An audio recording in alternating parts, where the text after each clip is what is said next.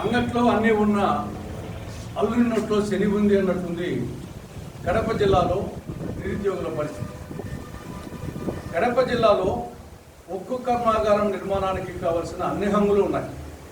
కావలసినంత భూమి ఉంది, నీరుంది, విద్యుత్ శక్తి ఉంది, రవాణా సౌకర్యాలు ఉన్నాయి, ముడి సరుకు ఉంది. అన్నీ ఉండి కూడా ఉక్కు కర్మాగారం నిర్మాణం ఆంధ్రప్రదేశ్ పునర్వ్యవస్థీకరణ చట్టంలో సెక్షన్ 13 షెడ్యూల్ 13 ప్రకారంగా కేంద్ర ప్రభుత్వము steel authority of India limited ఆధ్వర్యంలో కడప జిల్లాలో ఇంటిగ్రేటెడ్ స్టీల్ ప్లాంట్ నిర్మించాలి. 11 సంవత్సరాలైంది. ఇంతవరకు అతీగతి లేదు. అటు కేంద్ర ప్రభుత్వ నిర్లక్ష్యం, రాష్ట్ర ప్రభుత్వాల చేతగానితనం. కనీసము ప్రైవేట్ రంగంలో అయినా వస్తుందంటే అది లేదు.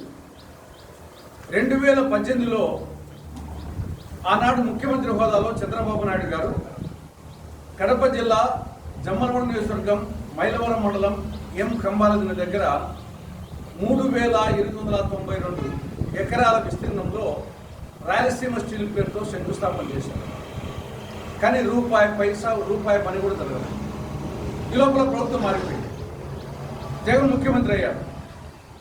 ఆయన 2019లో జమ్మలమడుగు నియోజకవర్గం జమ్మలమడుగు మండలం సునప్రాలపల్లి దగ్గర ఆయన శంకుస్థాపన చేశారు. ₹1 పని జరగాలి. మళ్ళా 2023లో చేసిన దానికి మళ్ళా శంకుస్థాపన చేశాడు రెండోసారి. మళ్ళా ₹1 పని జరగలేదు.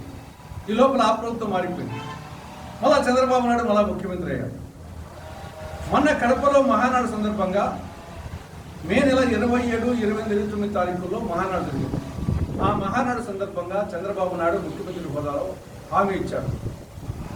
జూన్ 12వ తారీఖు లోపల కడప జిల్లాలో ఉక్కు కర్మాగారం పనులు ప్రారంభమవుతాయి. ఇంకా శంకుస్థాపన చేసేది ఏం లేదు, పనులే ప్రారంభమవుతాయి. జిందాల్ కంపెనీ పనులు ప్రారంభిస్తుంది. 2 ఫేజుల్లో జరుగుతుంది వర్క్. మొదటి పేజీలో 4,500 కోట్లు, రెండో పేజీలో 4,500 కోట్లు, మొత్తం 3,500 మందికి ఉపాధి కల్పిస్తామని చెప్పేసి మహానాడులో ఆర్భాటంగా ప్రకటన చేశాడు. డేట్ కూడా ఏది ఏమైనా సరే జూన్ 12వ తారీఖు లోపల అయి తీరుతుందని చెప్పేసి చెప్పాడు. ఏం కాలేదు. ఈరోజు వచ్చేసి 20వ తారీఖున వారం పైన అయిపోయింది. అతిగతి లేదు. కాబట్టి మళ్ళీ రెండవసారి మళ్ళీ మాట్లాడతాడు చంద్రబాబు నాయుడు. కనీసం కొంచెం ఆలస్యమైనా సరే వెంటనే మీరు చెప్పిన విధంగా మహానాడులో చెప్పిన విధంగా కడప జిల్లాలో ఉక్కు కర్మాగారం పనులు ప్రారంభించాలని కాంగ్రెస్ పార్టీ డిమాండ్ చేస్తాము.